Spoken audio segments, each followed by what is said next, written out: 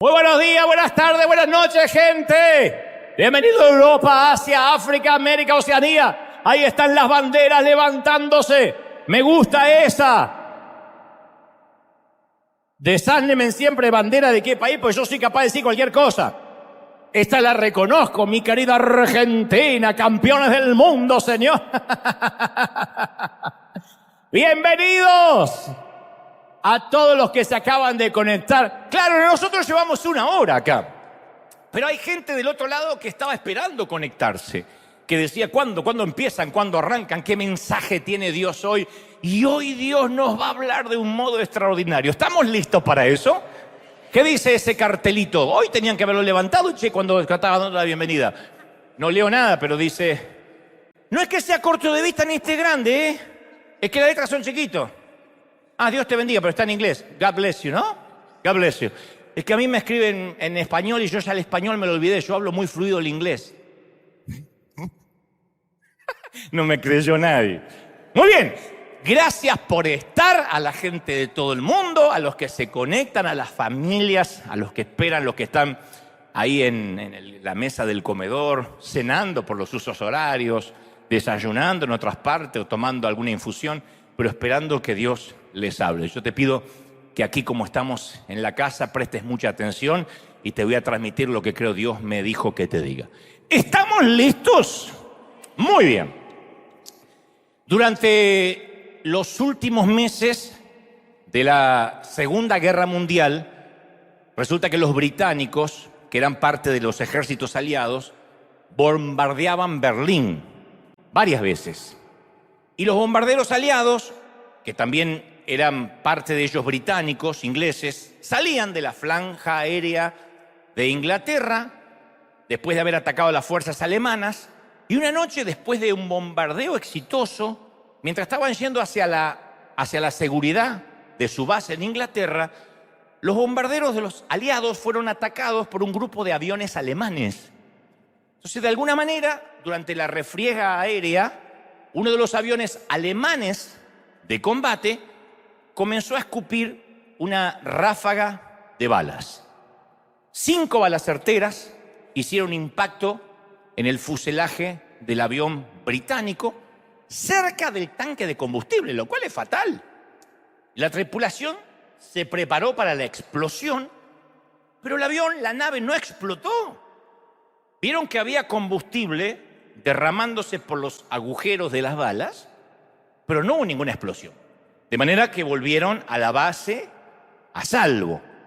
De ahí, uno de los mecánicos encontró 5 balas, 5 cartuchos o cápsulas dentro del tanque de combustible, arrugadas, pero sin explotar. Entonces el piloto, junto con el mecánico, abrió con cuidado las cápsulas y, para sorpresa de la tripulación, vio que no tenían pólvora. Y dentro de ellas, estaban arrugadas y huecas, había un pequeño, diminuto papel, un trozo de papel, y cuando desplegó el papel encontró una nota que decía, esto es el piloto, decía, somos prisioneros de guerras polacos, forzados a hacer balas en una fábrica. Y cuando los guardias no nos miran, no las rellenamos de pólvora, las dejamos vacías. No es mucho, pero lo mejor que podemos hacer en esta guerra. Por favor, díganle a nuestras familias que estamos vivos. 5 pequeñas balas, la historia es muy conocida, porque es una historia comprobable, verídica. 5 balas entre millones de balas fabricadas durante la guerra marcaron la diferencia para los miembros de la tripulación de un bombardero aliado. Obviamente no pudieron detener la guerra. Estos prisioneros polacos no detuvieron el litigio, pero al menos salvaron a los tripulantes británicos de un avión. 5 balas. Las dejaron vacías y cambiaron el rumbo de la vida de los que iban, insisto, en esa nave. Y ese es nuestro tema hoy, lo que creo Dios puso en mi corazón durante toda la semana, que es la revolución pequeña. Que Dios siempre eligió lo pequeño por encima de lo grande, aunque parece todo lo contrario. Los movimientos de Dios siempre están en lo diminuto, en lo que parece pueril, trivial. Tenemos un Dios, en primera instancia, que ingresa al mundo a través de lo pequeño. Dios siempre apareció en pequeñas cosas. Arbustos ardientes, burros obstinados que hablan, un bebé refugiado, un rabino sin hogar, lirios, semillas, grumos, gorriones. Todo lo que tiene que ver con las cosas que comienzan de parte de Dios son pequeñitas, como estas 5 balas en medio de una guerra. La verdadera espiritualidad siempre tiene que ver con cositas diminutas para Dios, pasitos de obediencia, pequeñas acciones, no necesariamente cosas grandilocuentes. Y eso diminuto, eso chiquito, a veces se convierte en algo enorme. No digo a veces, yo creo que en teoría la mayoría de las veces, pero se convierte en algo enorme cuando Jesucristo está en la ecuación. Pero a nosotros nos resulta fácil pensar que Dios solamente está en las cosas grandiosas, en lo espectacular, en lo milagroso, y se escucha mucho en nuestras congregaciones. Yo me crié escuchando: Dios te va a usar para cosas grandes y vienen grandes cosas para tu vida. Y en este tiempo especialmente de empoderamiento, de descubrir el campeón que hay en nosotros, descubrir los dones que hay encerrados en ti, es muy fácil llegar a la conclusión de que si Dios no nos usa en grande, es porque o no somos espirituales o en su defecto no tenemos un llamado real. Y uno se empieza a frustrar, porque a algunos se les va pasando la vida, a algunos se les van pasando los años, y cada vez que se miran al espejo dice: otro día más, y otro día más alejado de lo que pensé que Dios me iba a dar. Cuando uno cree que los llamados de Dios o el propósito de nuestra vida siempre es algo majestuoso o grande, empezamos a frustrarnos. A mí a veces me causa ternura, por no decir lástima, porque no hay que tenerle lástima a nadie. La lástima es un sentimiento, me parece a mí, espantoso. Me parece que me causa más ternura que lástima cuando veo a alguien que comienza un emprendimiento, una pequeña congregación, un ministerio, que comienza loablemente, con ganas, pero empieza a anunciar que va a tener una iglesia poderosa, grande, algo nunca visto, histórico, algo que conmoverá al mundo, que vendrán de Neptuno a ver lo que pasa. Cuando yo veo esas frases, yo digo: ¿por qué en lugar de explotar lo mejor que tiene una pequeña congregación? ¿Qué es lo mejor que tiene una congregación pequeña? Es justamente eso. Somos una pequeña familia reunida en un salón comedor, reunida en un saloncito pequeño, que a la diferencia de una mega iglesia vamos a conocer tu nombre, vamos a conocer tus problemas reales, vamos a poder hablar de lo que te pasa, podrás hablar con el pastor a diario. Las congregaciones pequeñas también tienen sus cosas bonitas. Así como hay gente que prefiere las cualidades de una iglesia grande, porque dice: voy, adoro, salgo, no me molestan, no me andan persiguiendo, no me toman los datos, no me piden el social, no me hacen un seguimiento con la migra. Hay gente que le gusta. De hecho, hace años que acá viene gente que llega justo cuando empieza y cuando apenas termina y desaparece. Uno no sabe de qué vive, cómo se llama, quién es. Le encanta eso, rápido al auto antes que le agarre el trancón. No está mal. Si alguien le dice: hermano, y se va. Hay gente que dice: no, yo no voy para hacer sociales. Yo no voy para que me anden preguntando sobre mi vida. Yo voy a una iglesia grande, recibo la palabra, adoro, conozco 3 o 4 o 5, no más de eso, una docena de personas. Gente que le fascina. Y hay otros que dicen: no, a mí me gusta la iglesia pequeña. Y terminar el servicio y comer pupusas entre todos, y preguntarle a la hermana Inés cómo va de sus hemorroides. Hay gente que le gusta. Y no está mal.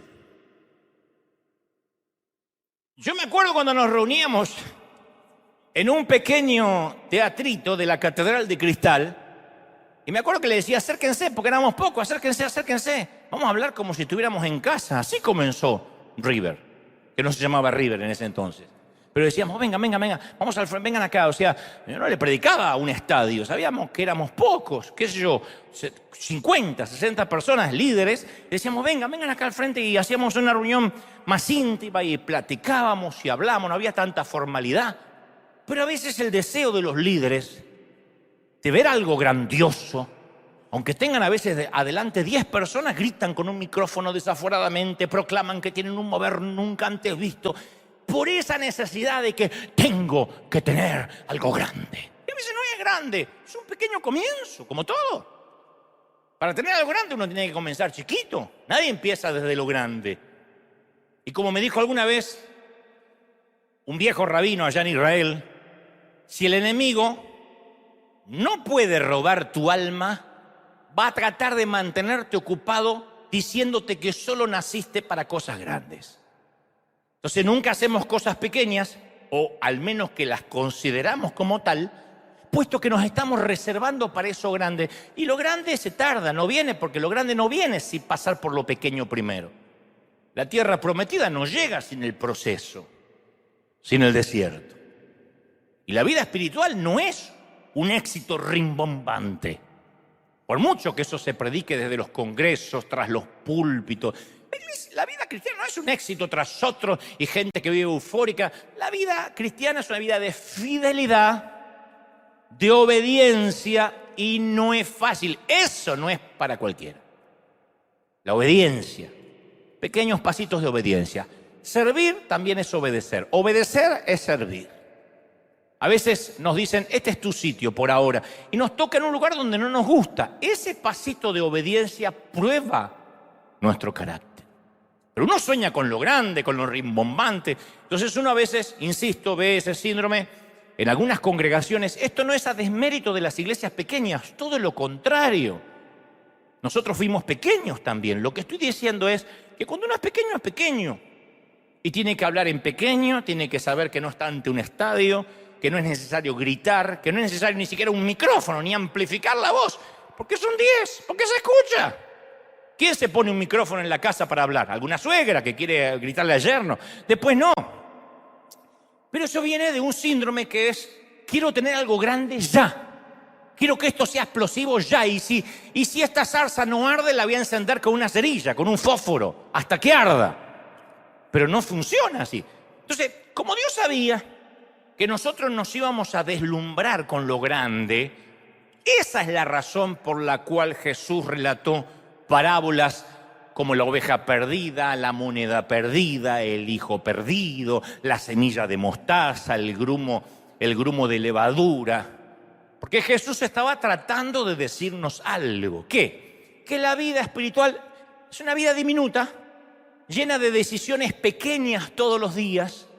No grandes decisiones, me voy a encerrar a orar y ayunar 40 días. Te van a sacar famélico en una ambulancia. Pero es pequeñas decisiones. Voy a empezar a orar 5 minutos todas las mañanas. 5. Pero es muy poco. 5. Como los ejercicios. Nadie se mete en un gimnasio y dice, entro con esta panza cervecera y quiero salir con el cuerpo de Schwarzenegger cuando tenía 30. No va a pasar. Uno dice, bueno, empiece con pequeñas rutinas, te va a decir el personal trainer, hasta que se vayan desatrofiando los músculos y empieza a desarrollar una caja torácica, etc. Bueno, esto pasa lo mismo con la vida espiritual. Son pequeños pasitos de obediencia chiquita. Voy a empezar a leer la Biblia un ratito a la mañana. No puede ser que mientras tome café no tenga un ratito para leer la Biblia. No es necesario decir, me voy a leer desde Génesis hasta Mateo y no paro. No, es 3, 4 versículos. A ver qué me dice el Señor. ¿Qué me quiere decir con esto? Uy, esto no lo entiendo. Bueno, voy a buscar algo que entienda un poquito más. Y me voy a los proverbios, a los salmos, los principios, los axiomas de sabiduría. 5 minutos, 3 minutos. Entonces son pequeños pasitos de obediencia, no la espectacularidad de que me voy a leer toda la Biblia y voy a hablar en lenguas nuevas, Rambo agarra la bazuca. Usa la manga larga. Hay gente que le encanta. Había un pastor que usaba las lenguas para dar doctrina y decía, usa la manga larga, hermana. Bueno, en el Evangelio de Marcos hay una historia pequeña, diminuta, solo 4 versículos. Para ubicarnos en tiempo y espacio, Jesús acababa de despotricar en contra de las demostraciones excesivas de arrogancia, de la espiritualidad ostentosa.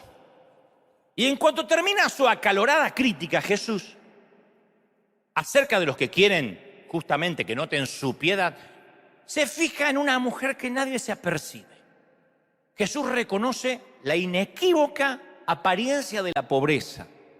Me la imagino a la señora con ropas andrajosas, prendas muy gastadas, generalmente una encima de la otra, porque el hambre hace que esas personas tengan mucho frío, ropa manchada con la suciedad de años, arrastrando los pies sobre el piso del templo, plin, plin, deja caer 2 moneditas en la urna, en la caja de la ofrenda. Es una linda historia, pero no las clases de historias con las cuales están hechas las películas de Netflix. Entonces, ¿qué es lo que hace que la historia de esta viuda sea tan poderosa? Que hoy la estemos recordando. No es dramática, no es espectacular, no es revolucionaria, no es significativa, no es sorprendente, pero aquí hay una mujer cuya presencia nadie nota, y peor que eso, cuya presencia nadie se preocupa en notar. Nadie la ve a la señora. Porque en el mundo que ella vive, ella es parte del paisaje, es un borrón en medio de una multitud de rostros. Nadie se va a acordar que ella entró al templo. Y aparte a ella no le importa si se fijan en ella o no. Está acostumbrada hace años a la insignificancia, a ser imperceptible, a la invisibilidad. De manera que Jesús presta atención a esa vida desapercibida, a esa sierva que no llama la atención, a esa discípula invisible. No deberíamos sorprendernos por esto, porque Jesús nunca decidió cambiar el mundo por medio de ejércitos, de espadas, de legiones de ángeles, de rayos, de truenos. Sin embargo, en nuestro inconsciente colectivo siempre está eso. Esperamos que aparezca el reino de Dios de manera triunfal, que extienda su territorio, que conquista el mundo, que sacude a las multitudes. Conquistaremos el mundo, Pinky. ¿Se acuerdan los ratones? ¿Qué haremos esta noche, cerebro? Conquistaremos el mundo, Pinky. Y a veces creemos que vamos a conquistar el mundo a lo grande. ¿Qué es la misma tentación que Jesús tuvo en el desierto, que se enfrentó en el desierto? La tentación de hacer cosas espectaculares, como lanzarse del templo, convertir las piedras en pan. ¿Para qué? Para conmocionar, le dijo Satanás, a las masas, para impresionar a la gente con el poder. No obstante, ¿qué hizo Jesús? Resistió. Dijo, no voy a hacer eso. Y la iglesia siempre, a través de la historia, nos hemos enfrentado a la misma tentación. Somos tentados a las cosas grandiosas.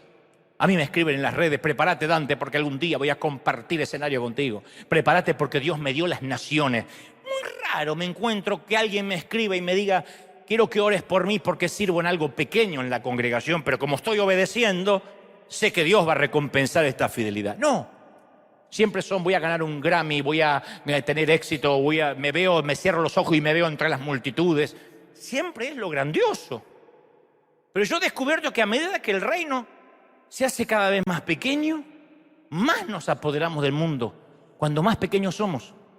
La Madre Teresa tenía una frase que decía, no podemos hacer cosas grandes si no hacemos las pequeñas con un gran amor. Luego agregó, no se trata de cuánto haces, sino de cuánto amor pones en lo que haces. Me están mirando como diciendo, ¿de verdad? Sí, lo dijo la Madre Teresa, porque no sé si no me creen a mí o a la Madre Teresa. Pero siempre, y me estoy incluyendo, nos es más fácil enamorarnos de las cosas grandes. Y cuando eso pasa, nos olvidamos de las cosas pequeñas, como por ejemplo, la gente que nos rodea. ¿Puede uno pedirle al Señor que le dé cosas grandes y olvidarse de las almas en el proceso? Sí. Carlos Anacondia me dijo alguna vez, flaco, yo era muy jovencito y flaco. Me dijo, flaco, cuídate. Hay gente más enamorada del éxito que de las almas. Así habla Carlos. Y si lo digo sin su modo de decir, no suena una frase de Carlos. Él me dijo, cuídate porque hay gente más enamorada del éxito que de las almas. Yo leía en una de las biografías de Henry Ford, el fundador del imperio automotriz norteamericano, una interesante anécdota. Resulta que cierta vez Ford tuvo que intervenir personalmente en la selección de un nuevo CEO, de un nuevo ejecutivo para su empresa, entre dos jóvenes aspirantes al puesto. Y entonces, curiosamente, ambos aspirantes eran graduados de una importante universidad, ambos tenían el mismo promedio de calificaciones, ambos se habrían graduado con honores y ambos estaban altamente calificados para ocupar el puesto vacante. Así que el gerente de recursos humanos no tenía argumento para saber cuál de los dos candidatos elegir. Y va hacia Ford y le dice, no sé cuál de los dos. Y Ford dijo, yo me voy a ocupar de quién será el elegido. Pero la entrevista no la hizo en su oficina, sino en su restaurante favorito,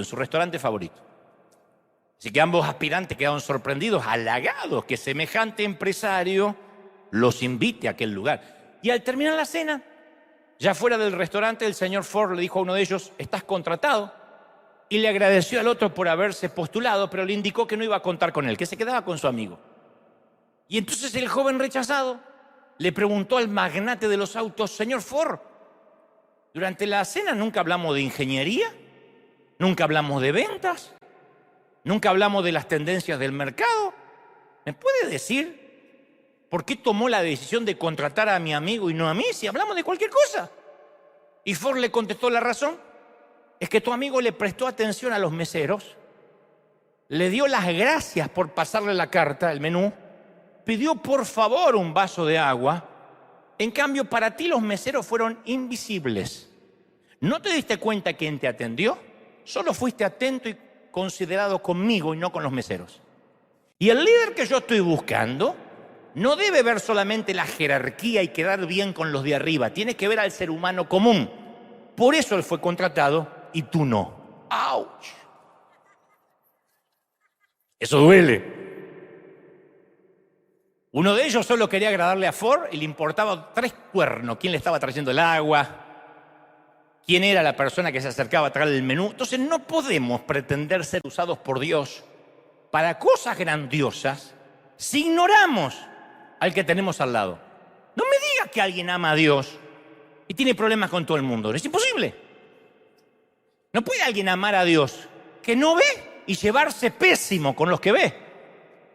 No me digas que Dios te va a dar el mundo si no puedes llevarte bien con ninguno de tus compañeros. Si te peleas con todos, tú puedes tener problemas con uno, con 2, con 3, ya con 5, 6, 7 es un patrón. No es el mundo contra ti. A mí me ha tocado sentarme, no soy Henry Ford, pero me ha tocado sentarme en un restaurante con gente que se dice ser empresaria, o lo que es aún, líderes, hombres, mujeres de Dios, que maltratan o ningunean al mesero o a quien le sirve. Y creen que ninguneando o maltratando al mesero me están a mí subyugando. Que yo voy a decir, wow, qué autoridad divina que tiene. Uy, mandó a cambiar el vino. Dijo, esta no es una copa para un ciervo, cámbiela. Y yo voy a decir, wow, qué autoridad. No, es un petulante, un canalla, un imbécil. Que está maltratando a alguien que lo está sirviendo.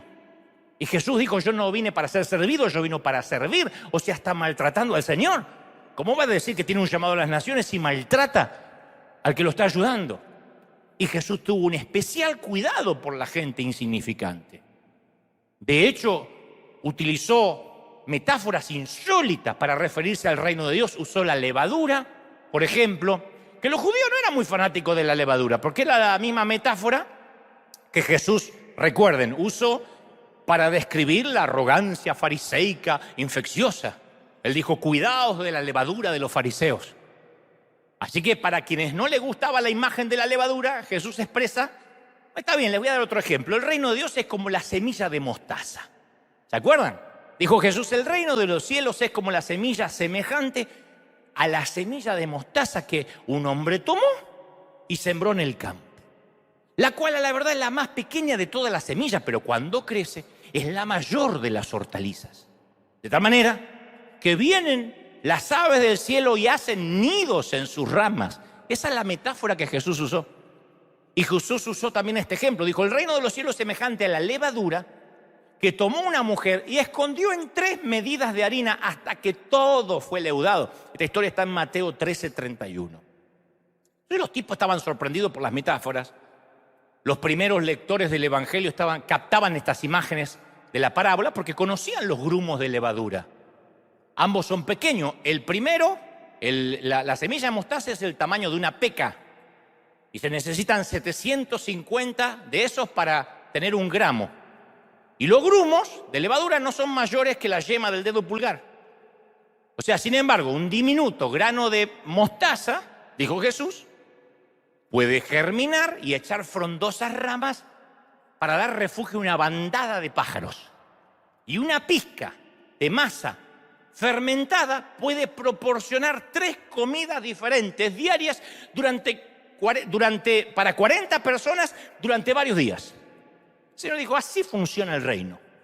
Lo que empieza como una menudencia chiquitita, acaba con grandes proporciones. Y yo pienso que la iglesia primitiva necesitaba recordar esto. Y de manera estratégica, Mateo ubica la parábola del grano de mostaza en medio de una historia acerca de la agricultura, en la cual Jesús ordena que nunca arranquen la mala hierba del campo, sino que la dejen crecer junto al trigo. Yo en una ocasión escuché a un agricultor contar que la mostaza es como la maleza que crece en las casas abandonadas y que se abre paso, la mostaza se abre paso rompiendo el concreto. ¿Vieron esas plantas que rompe la vereda, las aceras? El árbol de mostaza es uno de los árboles de más rápido crecimiento en el mundo. Ningún árbol crece más rápido que el árbol de mostaza. Los que se frustran porque no les crece nada, planten mostaza. Y los judíos, que valoraban el orden, tenían reglas muy estrictas acerca de cómo mantener un huerto limpio. Uno de los secretos es no darle cabida a la mostaza, jamás. Porque la mostaza era conocida por invadir los vegetales y ahogarlos. Entonces la ley judía, de hecho, prohibía plantar mostaza en el huerto. Por eso digo que cuando los campesinos del primer siglo escucharon la metáfora de Jesús, se rieron. Jesús estaba utilizando una planta infame, si se quiere, para describir cómo el reino de Dios toma el control de una manera ingeniosa. Claro, a los judíos les gustaba más la metáfora de los cedros del Líbano. Aleluya.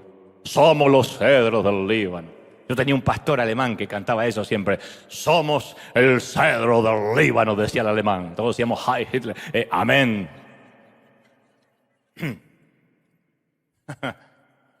No obstante, Jesús ridiculizó esas expectativas triunfalistas. Dijo, no, ustedes no son como el cedro del Líbano. La revolución de Jesús no es un ataque frontal contra los imperios del mundo.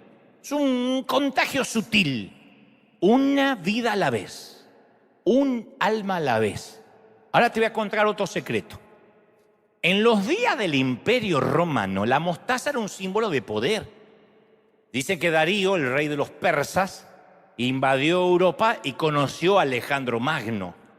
Y entonces Darío le envió a Alejandro un saco de semillas de sésamo para indicar la multitud de soldados que él tenía. Y Alejandro, en respuesta, le envió un saco con grano de mostaza con el siguiente mensaje: ustedes pueden ser mucho como las semillas de sésamo, pero nosotros somos poderosos como el grano de mostaza, así que podemos derrotarlos. Y obviamente lo hizo. Así que una vez más Jesús le cambió el significado al poder. El poder de Jesús no se trataba de aplastar, sino de ser aplastado y de esa forma, con su cruz, triunfar sobre el imperio. La mostaza, para liberar su poder, se debe aplastar, se debe enterrar. En el Evangelio de Juan compara la muerte y la resurrección con un grano que se muere. Dice, sí, ciertamente el grano no cae en la tierra, el grano de trigo, y muere, se queda solo. Pero si muere, ¿qué produce? Fruto. ¿Alguien sabe lo que produce un grano muerto? Porque me quedo así diciendo, ¿qué produce? Fruto. Entonces la mostaza es el patrocinador oficial de la revolución de Jesús. La mostaza es el patrocinador, un símbolo de poder al revés, y además un buen aderezo para un rico hot dog, perros calientes o panchos, como decimos en Argentina. Ahora, como si fuera poco, Jesús agrega una cosa. La planta de mostaza, que empieza con una semillita así, va a crecer tan grande que los pájaros van a venir a anidar en sus ramas. El imaginario popular hebreo pensaba que las grandes aves, los águilas, que simbolizaban las naciones, solo podían anidar en los cedros del Líbano. Aleluya. Pero Jesús dijo no, que las aves que van a venir al árbol de la mostaza eran diferentes, porque las palabras aves aquí no se refiere a las majestuosas águilas o cóndores que habitan en los cedros, sino las aves de rapiña, los que comen carroña. Esos son los que anidan en los árboles de mostaza. ¿Cómo no lo van a querer matar a Jesús? ¿Cómo no le van a pedir la cruz? Los agricultores tenían fobia a esas aves en sus huertos. Por eso tenían espantapájaros. O ponían la foto de una suegra o lo que sea para que los pájaros no vinieran. Pero Jesús dijo que el reino de Dios es para esas aves. Yo digo, gloria a Dios que el reino de Dios es como un grano de mostaza para que después en esos árboles anidemos los insignificantes, los indeseables, los marginados, los parias, para que celebremos este árbol maravilloso. Alguien tiene que decir, ese es mi Dios. ¡Aleluya! Ahora, insisto, vivimos en una cultura que nos dice que tenemos que valorar lo grande. ¿No quiere agrandar su combo por 20 centavos más? Y agrandamos a una cosa así que no nos vamos a tomar en la vida. Esos baldes de palomitas que son así, va solo al cine y tiene un balde para alimentar a Uganda. ¿Podés comerte todo eso? No, pero me lo dieron por 30 centavos más. ¿Vieron que los gringos, los vasos son así? Van chupando. Yo sé cómo toman tanto, unas cosas, unos baldes. Nosotros los argentinos tenemos muchos ascendentes europeos y el café es algo chiquitito, como son los tintos en Colombia. Son cafés pequeñitos o los cafés. Mirá la nostalgia que les dio cuando dije el tinto. Y tienen tanta nostalgia porque no van. Yo extraño el café argentino, pero no para tanto. O los cafecitos cubanos, que son chiquititos así. Son así los cafés cubanos. Que un café cubano. Y los cubanos te mienten así como los mexicanos cuando te dicen esto no pica. Yo le pregunté a un mexicano, ¿esto pica? No. ¡Ja! A la entrada y a la salida, 2 días después. El cubano también. ¿Este café es fuerte? No, ¿qué va a ser fuerte? Una vez tomé en un aeropuerto así. ¿Qué va a ser fuerte? Tuve lo más livianito que tenemos. En Cuba está mucho peor. Este es livianito, este está todo aguado. Tomé ese café, iba más rápido que el avión yo, y así estaba. Quedé así. 3 días estuve así. Con arritmia. Entonces cuando uno viene de esa cultura y se encuentra con los gringos que tienen esos baldes de café, así va. Uno dice, ¿y por qué? Y porque acá todo es grande. Unas hamburguesas que son la señora vaca hecha hamburguesa. No hay forma de abrir la boca. Hay comer, pero es así. ¿Vieron los comerciales de televisión aquí? La hamburguesa que ya llegó, tiene de todo, tiene queso, tiene esto, tiene una vaca, tiene una oveja, tiene una vaca, tiene un toro. Y la gente va y lo compra porque es barato. Las ciudades construyen estadios más grandes. Los congresos tienen que ser grandes, los congresos espirituales para atraer mucha gente. Y en medio de todo lo que crece, nuestro propósito no es hacernos más grandes, sino hacernos más y más pequeños, dijo el Señor. El reino de Dios se construye desde los cimientos. En los tiempos de Jesús existía un templo majestuoso y cuando los discípulos vieron el templo, contemplaron la despampanante belleza que tenía ese coliseo, dijeron, ¡qué piedras! ¡Qué edificios! Y Jesús las amonestó y les dijo, ¿ven todos esos grandiosos edificios? No quedará piedra sobre piedra, dijo Marcos 13:1. ¿Cómo lo van a creer a Jesús? Por eso lo llevaron a la cruz. De esto no va a quedar piedra sobre piedra. El orgullo judío dijo, no va a quedar piedra sobre piedra. No es que quería él la destrucción necesariamente del templo, estaba redefiniendo lo que era el templo. Hechos 17:24 nos recuerda que el Señor no vive en templos construidos por hombres. El Señor no vive en River Arena. El Señor vive en la gente que viene a River Arena, en nosotros, dentro nuestro. ¿Estamos de acuerdo, sí o no? Por eso que yo mantengo que no tenemos altar, que este no es un lugar santo. No, nosotros somos los que somos santificados por la gracia. Porque si no, sería injusto que el lugar santo sea aquí los domingos y después vivas en el mundo el resto de la semana. Entonces siempre nosotros insistimos igual de todos modos. Sabemos que el Señor no habita en templos, pero siempre estamos insistiendo en hacer una casa a Dios. Hay un capítulo de Los Simpsons, yo sé que ustedes no los ven, pero yo lo veía cuando no tenía Cristo, donde Homero es obligado a ser misionero en una jungla. Se va con Flanders, que era el buen cristiano, y se va a construir en una jungla casas, y de esas casas que construye una capilla, una iglesia. Y al finalizar, Homero mira la capilla y dice: estoy feliz de haberle construido una linda jaula a Dios. Y a veces lo que pensamos, que le construimos una jaulita a Dios. En 2 de Samuel 7, la Biblia relata que David vivía en una mansión, dice la Biblia, en un palacio de cedro. Y comienza David a considerar la idea que Dios necesita un lugar grande, lujoso para habitar. No obstante, Dios le rechaza la idea y le dice: ¿serás tú acaso el que me construye una casa de verdad para que yo habite? Desde el día en que saqué a los israelitas de Egipto y hasta el día de hoy no he habitado en casa alguna, he andado por el desierto en tiendas de campaña, le dice David. Entonces yo digo, claro que estamos agradecidos por tener este arena, porque es un lugar cómodo para reunirnos. De aquí enviamos los mensajes al mundo. Pero te voy a confesar algo que surge de mi propia investigación. Después de haber viajado por todo el mundo, porque yo soy evangelista hace muchos años. A medida que la congregación crece, en términos de personal, de campus, de edificios, en propiedades, disminuye en forma dramática el dinero y la ayuda destinada a los pobres y a los necesitados. Más grande la iglesia, menos da. Yo acabo de leer un estudio reciente que muestra que las personas ricas son mucho menos generosas que las personas pobres.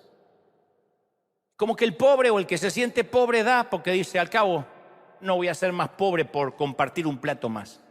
El rico lo piensa varias veces, porque se empieza a presupuestar.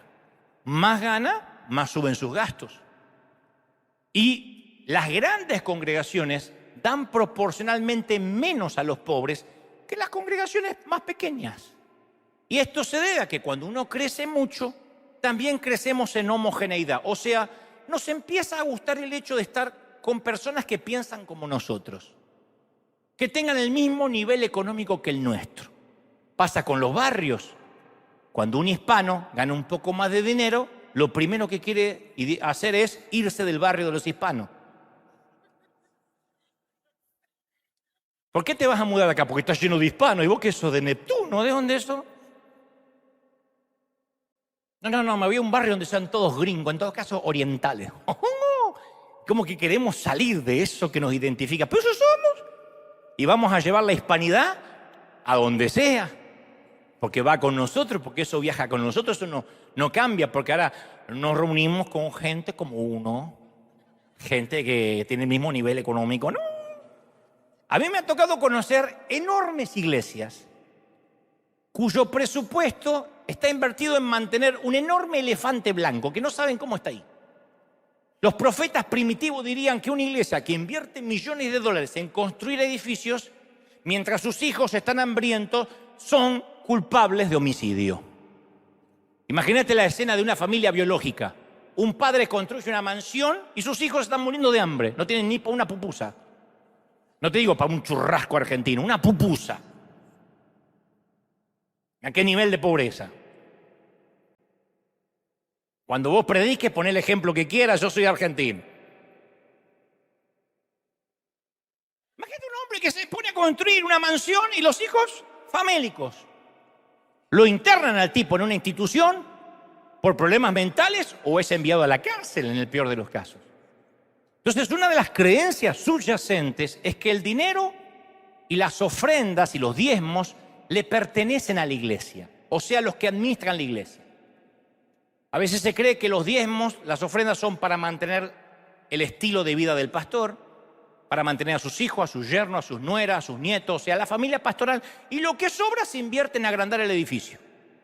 No obstante, las Escrituras enseñan que las ofrendas son el instrumento que Dios utiliza para la redistribución y que éstas le pertenecen a los pobres. Entonces, el ítem de dar a los pobres no debería entrar en el presupuesto de la iglesia. El ítem de dar a los pobres es el presupuesto. El dar es el presupuesto de River. Le guste a quien le guste, damos, porque ese es el presupuesto, ese es el lema de nuestra congregación. Ahora, ustedes dirán, ¿qué tiene que ver esto con la semilla de mostaza? Mucho que ver. Habrán escuchado por ahí que la Biblia dice en Levítico que el 10% era destinado a sostener a los levitas, a los sacerdotes. Se les daba el sacerdocio de los levitas.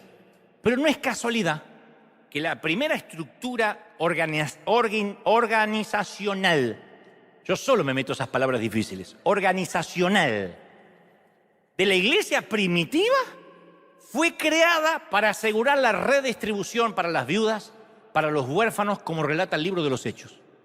De manera que en la historia más del 90% de las ofrendas tenía que ser dada a los pobres. Eso hacían los discípulos.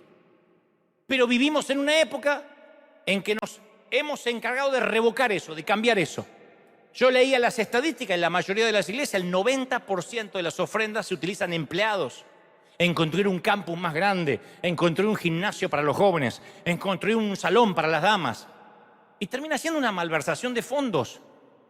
Porque cada vez que decimos queremos hacer una casa grande para Dios, nos alejamos cada vez más del Dios que hablaba con el hombre en el jardín, del que acampó con el hombre en el desierto, del que levantó su tienda junto a nosotros por medio de Jesús y del que aparece como una semilla. El Señor es más sencillo de lo que nosotros creemos que es y quiere habitar en el día a día, todos los días. ¿Sí o no? Una vez que uno tiene un techo, en todo caso, a dar. A mí me fascina que la ciudad que Jesús describe, la Nueva Jerusalén, que describe Juan, la Nueva Jerusalén no habla de que haya un templo. No hay ningún templo de lujo en la Nueva Jerusalén, porque Dios vivirá con nosotros como en el jardín, como en el desierto. Entonces tenemos que traer de regreso el jardín a la ciudad. Yo sé que en lugar de edificar torres grandes para que lleguen al cielo como Babel, tenemos que lograr que el Señor baje a la tierra y esté con nosotros en el fregadero, en el tránsito, en la oficina, en el freeway, donde sea, en el hospital, en el panteón. Dios no habita en templos, Dios habita en tu corazón, en mi corazón, en nuestro corazón. Alguien tiene que creerlo, ¿sí o no? ¿Sí o no? Y como dijimos el domingo pasado, Dios hace cosas extraordinarias con gente ordinaria. Eso le dijo a los antiguos constructores de la Jerusalén. 16 años el templo había estado en ruinas. El trabajo había sido abandonado, no había quien trabajara, la tarea los abrumaba. Y para construir ese templo, Salomón habría necesitado 70.000 transportistas, 80.000 cortadores de piedras, 3.600 capataces y 7 años. Un trabajo hercúleo levantar un templo así. Los obreros habrán pensado, ¿qué diferencia va a ser mi trabajo? Y la respuesta de Dios fue esta: anótalo en las tablas de tu corazón. Escríbelo en tu cuello cada lunes que te levantas a trabajar, cada vez que enciendes la cafetera, cada vez que te subes al freeway atestado a la hora pico. No menosprecies el pequeño comienzo, porque el Señor se alegra en ver que comienzas la obra, en ver que todos los días te levantas y trabajas, todos los días haces el esfuerzo. No menosprecies, alguien tiene que creerlo. ¿Lo crees de verdad? No menosprecies. Mami, yo sé lo difícil, mamá, que es todos los días ser mamá, porque los papás podemos olvidarnos de ser papá. De tanto en tanto miramos al hijo y decimos, ¡qué barbaridad! ¿Cuándo fue que creció? Condenado desde que nació, que está creciendo. Pero la mamá, todos los días, y está con ese bebé cuando tiene cólicos, cuando tiene gasecitos atravesados, cuando tiene vómito, cuando no puede respirar. Y todos los días iba al baño a orinar con la puerta abierta porque no puede darse ni el lujo de tener intimidad, a ver si el nene hace algo, tira la olla hirviendo o mata al hermano o hace cualquier cosa. Entonces, y el padre no, pero la madre todo el tiempo. Y no hay reconocimientos. Y nadie te va a dar un diploma. Y es muy raro que te digan, pero qué lindo que lo haces todos los días, ¿eh? ¿Y qué haces, mamá, cuando tú también te enfermas? Y enferma y todo tengo que atender al niño. porque mi esposo trabaja o porque estoy sola. Y todos los días vuelves a empezar, todos los días vuelves a empezar. Los caballeros también, o las mujeres que trabajan, todos los días vas a esa ratonera, a ese cubículo, a esa oficina y aguantas a un jefe maltratador y a compañeros que todo el tiempo están pensando en serrucharte el piso. Y todos los días, y todos los días, y todos los días. Líderes, ministros, que preparan su sermón y un día porque llueve un poquito o juega su equipo de fútbol, la gente deja de venir. Por Dios, yo he estado en esa estación de la vida donde uno se esfuerza, trabaja y ese día la gente no viene. Es porque tenemos unas carnitas y un cumpleaños que vino el compadre. Y uno dice, Señor, ¿por qué no te los llevas o te los mando? Y todos los días uno sigue y sigue. No menosprecies las pequeñas cosas. Lo que a nosotros nos parece insignificante, para otros puede resultar inmenso. Frente a un gigante, ¿qué es un canto rodado? ¿Qué es una piedra? Nada. Dios la utiliza para derribar a Goliat. Comparado con los diezmos de los magnates, ¿qué son las monedas de la viuda? Pero Jesús lo usa para inspirarnos. Ese es el poder de los granos de mostaza y los grumos de levadura. Poder para rasgar sudarios, para empujar piedras mortuorias. Poder para cambiar la historia. Entonces yo veo que en las manos de Dios pequeñas semillas crecen hasta que se convierten en árboles frondosos. Una pizca de levadura crece hasta formar grandes hogazas de pan. Los pequeños actos cambian el mundo. Entonces uno tiene que decir, hoy me toca sembrar mi grano de mostaza. Criar a este chiquito rebelde, que cuando pasa los 13, los 14, parece que no es tu hijo. Es decir, ¿de dónde? ¿Es el hijo de quién? De Lucifer con la bruja del 71, no puede ser que sea mío. Y de tanto en tanto te encuentras en una caja por allá los escarpines, los primeros zapatitos del bebé. Y lo pones al lado de esas canoas que usa ahora. Dice, ¿cómo pasó esto? Y extrañas a ese niñito que arrastraba su dinosaurio por toda la casa y ahora es ese mamut de 170 kilos con unos pelos en las patas, gigas, y se baña cada vez que pasa el cometa Halley. Entonces, pues, ¿y cómo hace la mamá? Sigue, un día a la vez, pequeños comienzos, en todo. Nadie empieza a lo grandioso. Por eso yo te decía al principio, a mí me da pena cuando veo a alguien que dice, empecé algo poderoso y esta iglesia va a explotar, porque así no se empiezan las cosas, no es branding, no son frases elocuentes, frases rimbombantes lo que hacen crecer una iglesia. No es hablar del poder de Dios lo que hace que la gente venga a verte arder, es que ardas de verdad. Solo preocúpate de estar en la presencia de Dios, el fuego arderá en ti y la gente correrá desde los confines de la tierra para verte arder. No hace falta ni siquiera hacer promoción de que algo poderoso, que aquí hay un congreso, que el que entra aquí no va a salir igual. Si es verdad, no hace falta promoción. Si alguien descubre mañana la cura contra el cáncer, no tiene que invertir $1 en promoción. El boca a boca va a correr como reguero de pólvora, ¿o no? No vayamos al cáncer, a un ejemplo tan drástico. Hablémosles a los pelones. Alguien descubre de verdad, no esos productos que aparecen en la televisión. Llame ya y vea cómo le crece este cabello. Y no. Si alguien de verdad descubriera un shampoo que uno se pone en la pelada y hace ¡fa! Y le crecen los pelos así como el Puma Rodríguez. ¿Ustedes se piensan que hace falta publicidad? Resulta. Si algo resulta, resulta. Por eso yo digo siempre, no hay que manipular a la gente para que ofrende. Me enferma aquel que dice, y todos los días tengo que predicar 1 hora para que la gente ofrende. ¿De verdad? ¿O esa gente tiene un problemita de aprendizaje? ¿O esa gente solo da porque es manipulada? ¿O no les resulta el dar y recibir? Porque si alguien da y ve que recibe, ¿hará falta que le vuelvan a decir si funciona? Lo que funciona, funciona. Y cuando algo funciona no hace falta reiterarlo. Entonces, las pequeñas cositas de Dios empiezan a funcionar como cuando uno mete un grumo de levadura en la masa. Entonces, hagamos esa llamada. Una llamada va a cambiar el mundo. Puede marcar la diferencia para esa persona que hoy dijo esta mañana, ¿cómo me gustaría un mimo de Dios y que alguien me dijera algo Algo lindo, una palabra de ánimo. Escribamos ese cheque. No tiene que ser un cheque de 3 ceros, de 6 ceros. Es un cheque de un cero. Un cheque de $20. Le puede literalmente sanar el alma a alguien que está orando por eso y no hay que esperar ser millonario. Vaciemos algunos cartuchos de balas en medio de la guerra. No la vamos a parar la guerra. Pero con ese criterio nunca en River hubiésemos salido a repartir comida ni amolvaríamos casas porque no estamos parando el hambre mundial. Pero caramba, para esa gente es una diferencia. Entonces uno tiene que olvidarse de las cosas grandiosas porque Dios sigue habitando en el diminuto grano de mostaza. Y si uno todavía va al restaurante e ignora al mesero y no es capaz de dejarle una linda propina si es que fuiste atendido bien. Yo no te voy a decir que regales propina cuando te atendieron mal.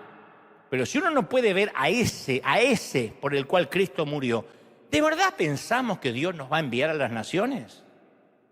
Si te llevas mal con todo el mundo en la fábrica, en la oficina, y no me digas porque son mundanos, sí, a ellos Dios te mandó. Y si te llevas mal con todo, ¿de verdad piensas que Dios te va a quitar de ahí para mandarte a predicar? No.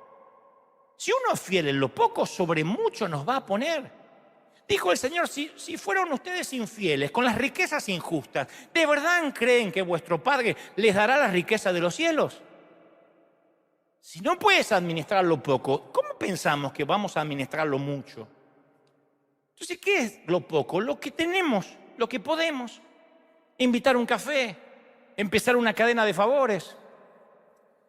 Andar por la vida con los ojos abiertos durante la semana y si vamos a un Starbucks, ver quién está triste en una mesa y decir, no me quiero meter, pero a lo mejor me dejaría orar por usted y no hace falta. Te reprendo, demonio de mundanalidad, demonio de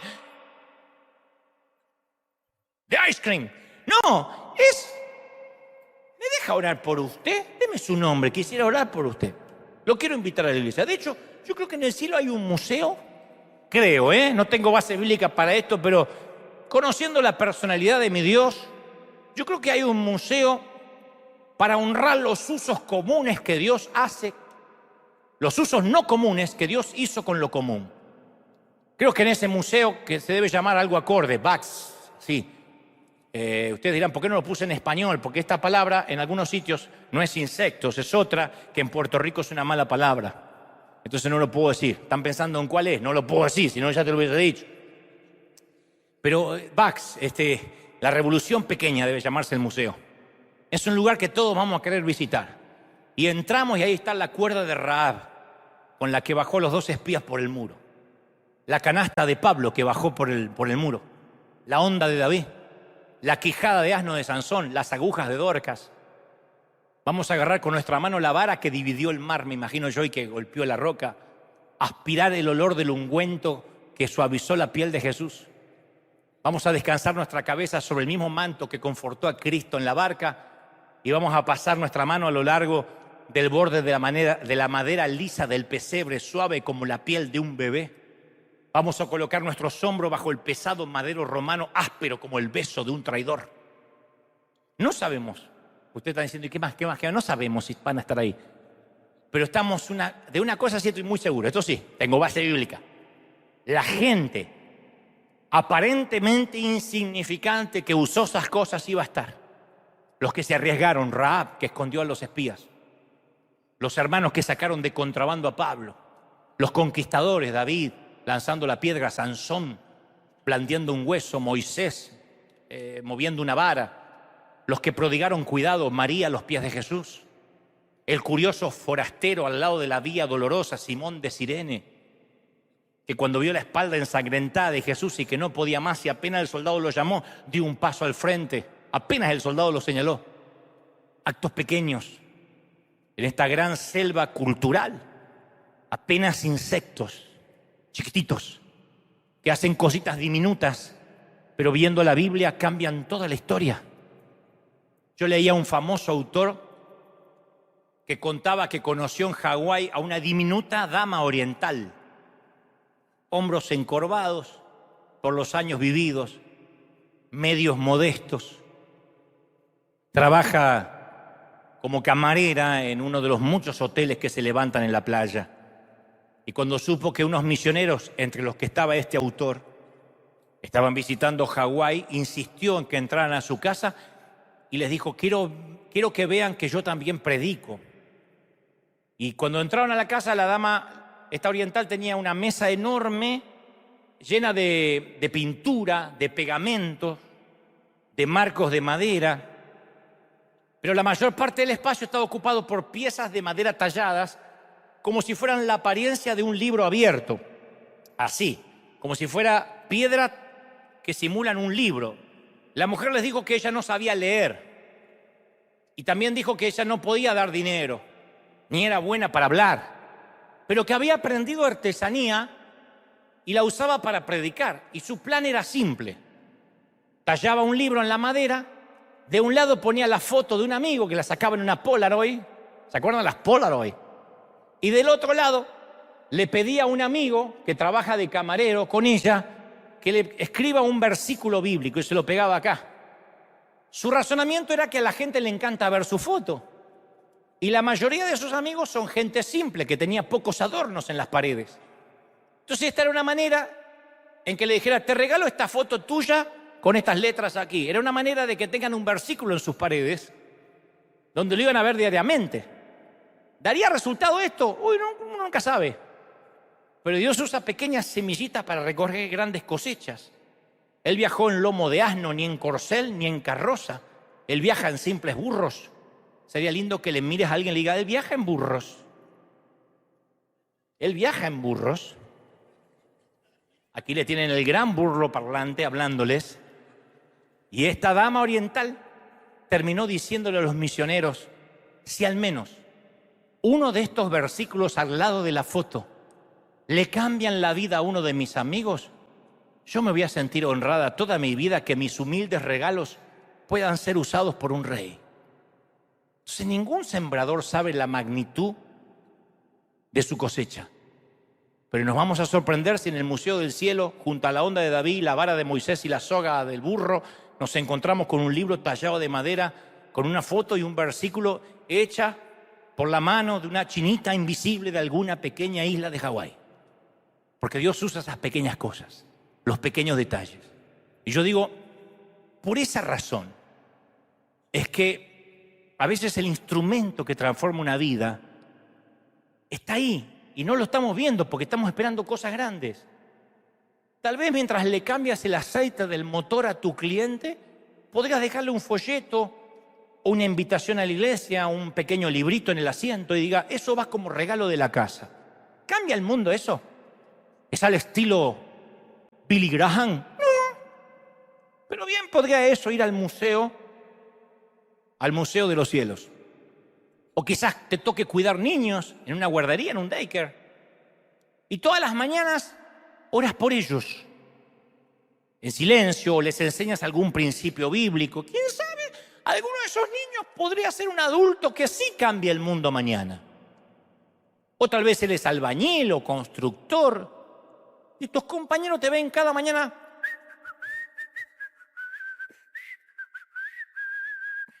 Y un día te pregunta qué está silbando. Y tú le hablas de la alabanza nueva que aprendiste en tu iglesia, que son maravillosas, y los invitas a que vengan a escuchar esas canciones.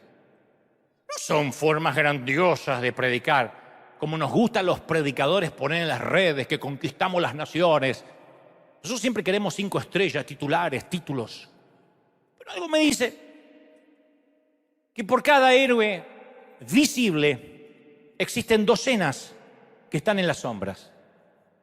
La prensa no te presta atención, quizás no atraes multitudes, tal vez nunca escribas un libro, pero detrás de cada luz siempre hay un copo de nieve. Detrás de un desprendimiento de rocas siempre hubo un guijarro pequeñito. Y una explosión atómica empieza con un átomo. Y un avivamiento puede empezar con un sermón hasta mal predicado. La historia lo demuestra, te cuento, ya para irnos.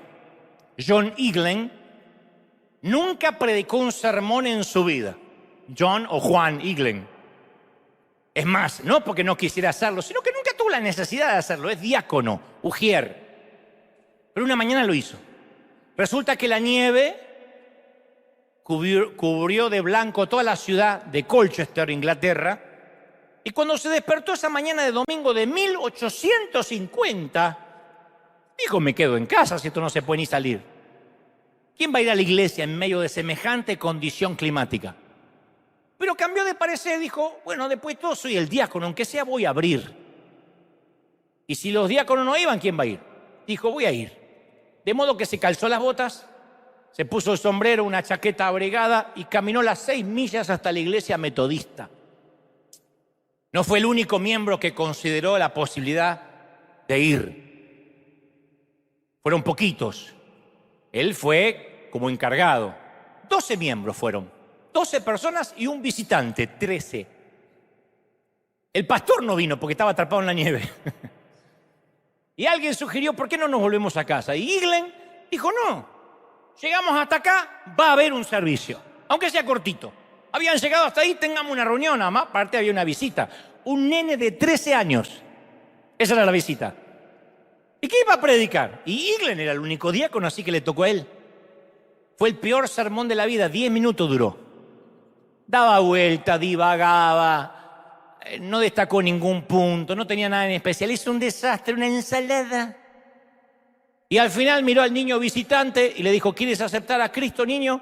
Y este muchachito de 13 años, cuando adulto, contaría su experiencia de primera mano.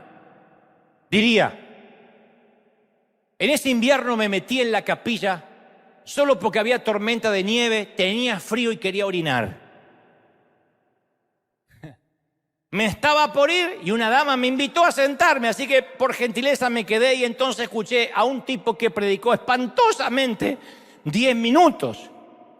Pero entre lo que dijo, mencionó que el Señor me amaba, que me estaba llamando, e hizo que repitiera una oración y acepté a Cristo en mi corazón. El nombre del muchacho, Charles Spurgeon. El príncipe de los predicadores de Inglaterra se convirtió a los 13 años en una tormenta de nieve con un mal predicador de 10 minutos. ¿Supo Iglen lo que hizo? No. ¿Saben los héroes cuando realizan trabajos heroicos? No. ¿Se reconocen los momentos históricos cuando están pasando? No. ¿Sabe un grano de mostaza cuando está haciendo historia? Lo dudo. ¿Sabe un grumo de levadura que va o que está leudando toda la masa, la está permeando? Rara vez vemos la historia cuando se genera y casi nunca reconocemos a los héroes. Algún día van a recordar lo que pasaba en River. Van a decir, vos sabés que en esos, me acuerdo esos tiempos, ya hace varios años, cuando yo era joven, que la gente hacía filas desde las 5 o 6 de la mañana y los nietos van a decirte, ¿y pero por qué no había lugar? Sí, pero aún así había fila, había hambre de Dios. Y me acuerdo que cada domingo era especial y cantamos una orquesta maravillosa. Ahora están todos viejos, menos Dante, que se conserva fenomenal. Todos murieron. Todos esos miembros están muertos, menos Dante, que siempre fue joven. Pero murieron todos. Y ahí viene la honra. ¿Viste que a veces se honra a los que murieron? ¡Y qué tremendo que era! Pero qué maravilloso. Mejor así. Yo digo mejor así.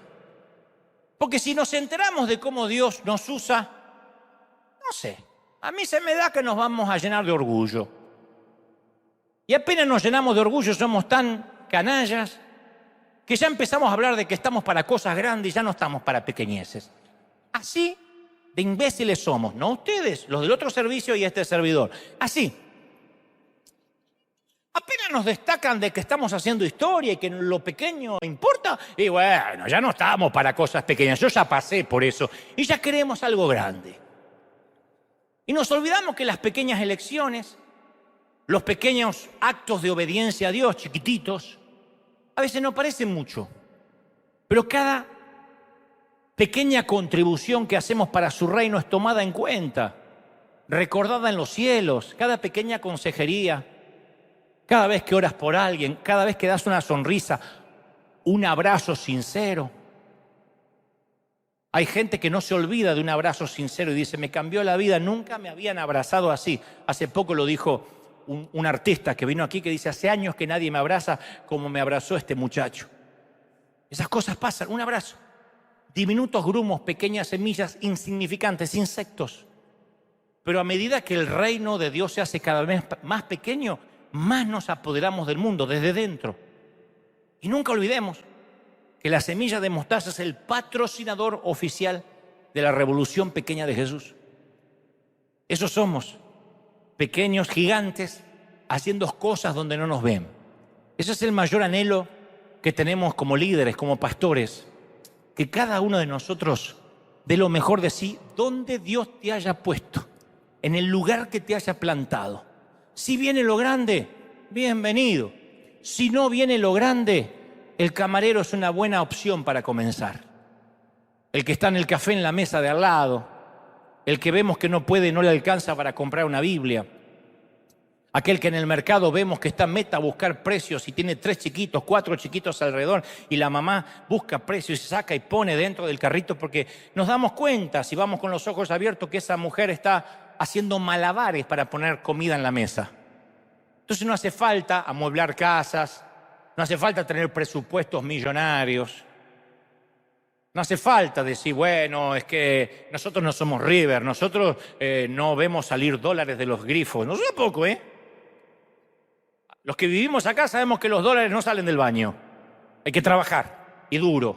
Pero todos podemos hacer algo, todos podemos servir, todos podemos ser un agente de cambio.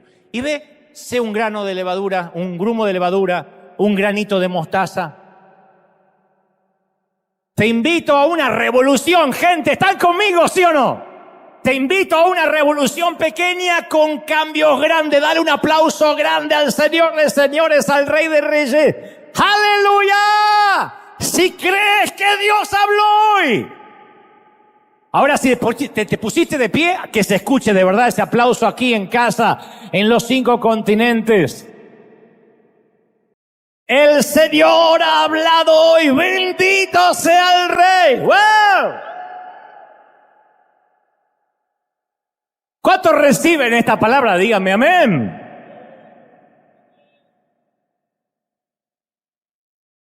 Y esto, para culminar, ahora sí, va a incomodar la teología de unos cuantos.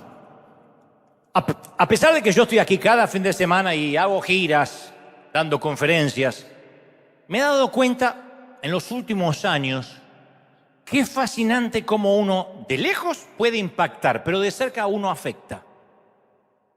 Y cuando me toca estar de cerca comiendo con alguien, con gente que no tiene a Dios aparentemente, tengo algunos pocos minutos no para predicarle, sino para demostrarle con mi vida de que alguien mora en mi interior, que este es el templo del Espíritu. Y no lo hago siendo espiritualoide, a veces hablamos de política, de cualquier cosa, de bueyes perdidos, de cualquier cosa. Pero de pronto yo veo cómo la persona empieza a cambiar, empieza a notar algo diferente. Dice, hay una energía especial, hay una atmósfera. Me encanta cuando ni siquiera tienen el léxico, no pueden ni articular lo que está pasando. Porque se me dicen, aquí hay una unción especial, porque ya está viciado con el lenguaje evangélico. Pero cuando me dicen, no sé, acá hay una energía, hay un aura. Alguien me decía otro día, tienes un aura especial. Digo, que diga lo que quiera. Va a tardar poquito en darse cuenta que el que habita en mí quiere habitar también en su corazón. Quiere habitar dentro de él. ¿No es maravilloso? Es maravilloso. Y es contagioso, Es viral. El Señor dijo, esto es un movimiento viral, subterráneo.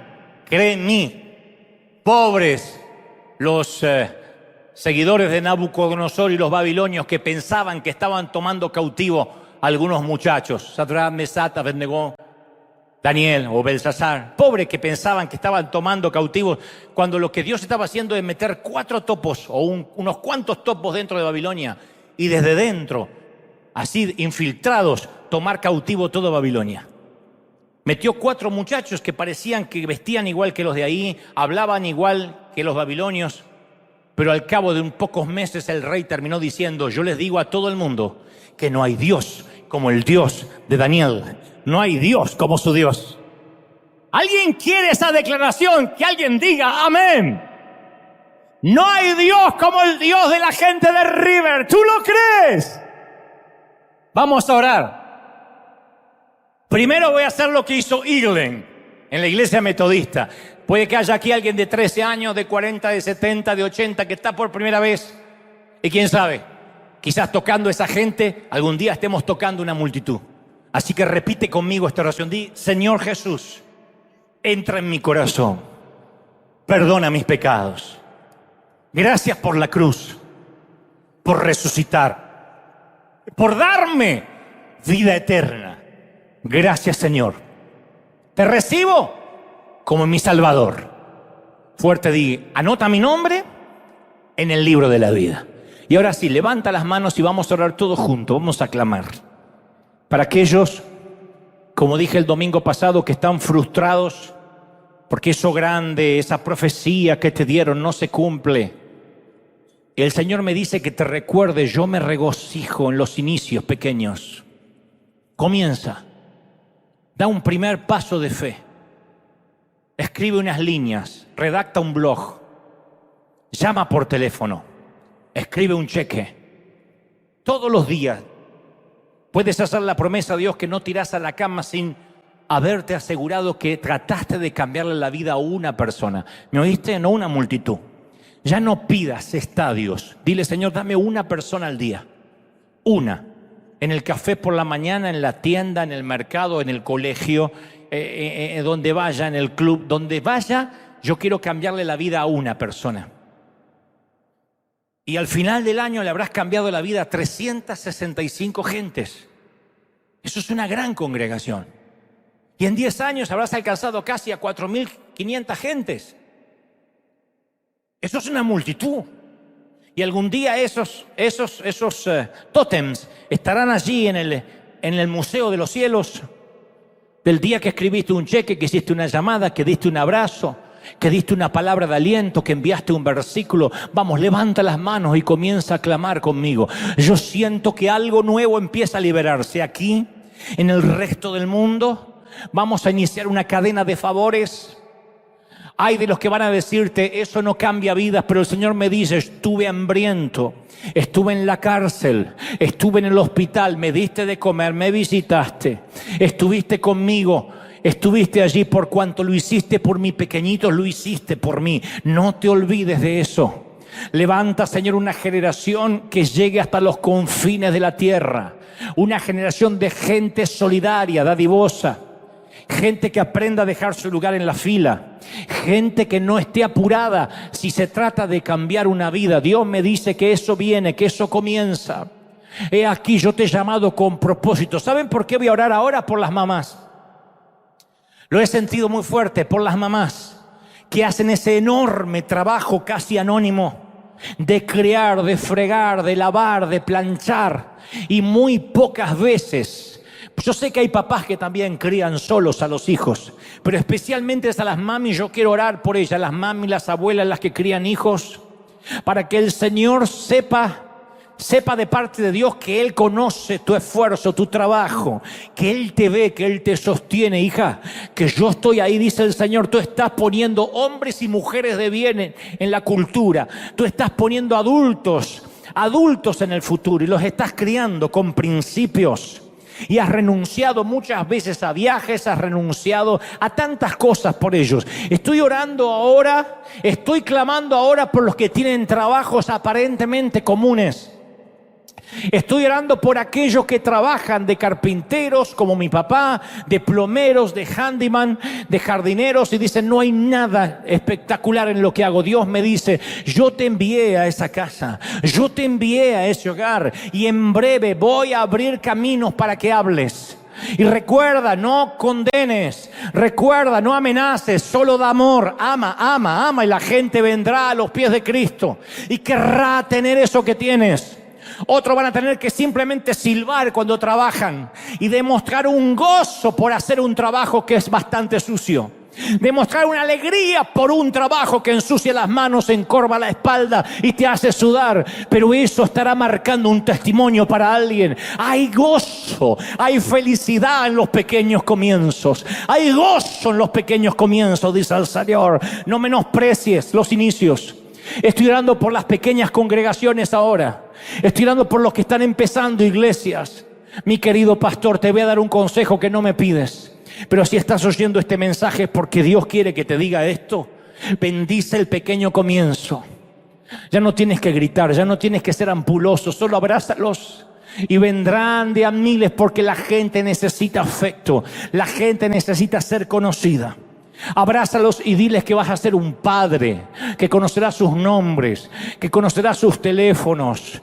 Y entonces aprovecha esos pequeños comienzos porque después crecerás y ya no podrás darte ese lujo. Y será un placer que no podrás disfrutar, porque luego la logística es imposible. Pero ahora disfruta, celebra el formar líderes, celebra el poner fundamentos. No quemes etapas, levanta tus manos al cielo y recibe esta palabra. Estoy bendiciendo tus procesos, mi hijo. Estoy bendiciendo tus procesos, hija. Yo sé que no ves nada todavía, pero en ese proceso, dice el Señor, yo voy a llevarte hasta la tierra prometida. Bendice tu almohada de piedra, bendícela, aunque sea dura, para dormir. Derrama aceite y dile: Señor, doy gracias por esta temporada. No la entiendo, la habría cambiado con todo gusto, pero tú digitas mi vida. Y tú sabes que necesito. Vamos, levanta las manos. Los que tengan el bautismo del Espíritu, intercedan como conviene. Clama al Señor y dile: Señor, has hablado esta mañana. Yo he transmitido lo que creo Dios me ha dicho que te diga hoy. Y siento que la gloria de Dios crece momento a momento, momento a momento, más. Estoy orando por los papás, por aquellos papás que se han sentido solos ante los infortunios, solos ante una familia rota y han dicho: no puedo continuar. Dios me dice que te diga: yo te voy a sostener. Agradece el pequeño comienzo, agradece el levantarte todas las mañanas, el tener salud. Un día a la vez, un paso a la vez, iglesia, un paso a la vez. Un paso a la vez. Insignificante aparentemente, grumos de mostaza, grumos de levadura, semillas de mostaza, pequeños, pero haciendo cosas extraordinarias en las manos de Dios. Levanta las manos y bebe. Ya nos vamos a ir, pero antes quiero que recibas este ungüento, esta unción del Espíritu. Más. Comienza a clamar. Vamos, clama conmigo. Dile: Señor, estoy entendiendo ahí. Yo estoy viendo como que se abre propósitos nuevos, como que se abren nuevas visiones.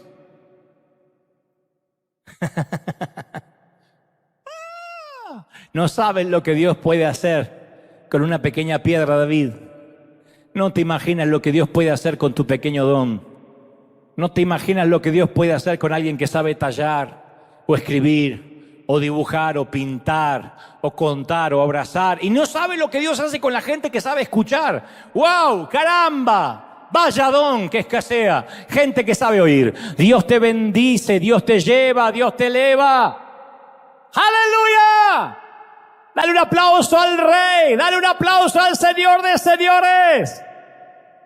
Pueden sentirlo, el Rey está en la casa. ¡Aleluya! Mi querido, que Dios te bendiga, que Dios te guarde. Dale un aplauso grande al Señor. Que Dios te bendiga y en casa, chau. Hasta la próxima. Chau. Dios te bendiga. Nos vemos hasta el domingo que viene, gente.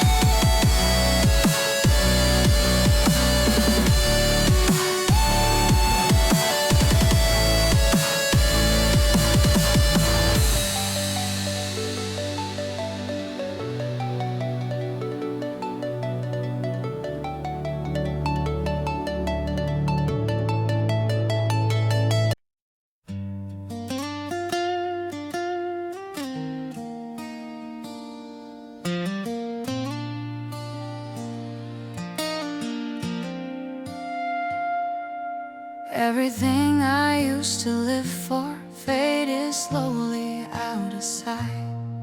Now my days just circle around you like I'm lost without a light. All the noise just turns to silence when your memory comes through. And the world I once was chasing now feels small and shaped like you. My whole world is only you. Every thought keeps breaking through. You're so close inside my mind, but so far in real life. I can feel you everywhere, in the things we never shared. All this love I'm going through never reaches you.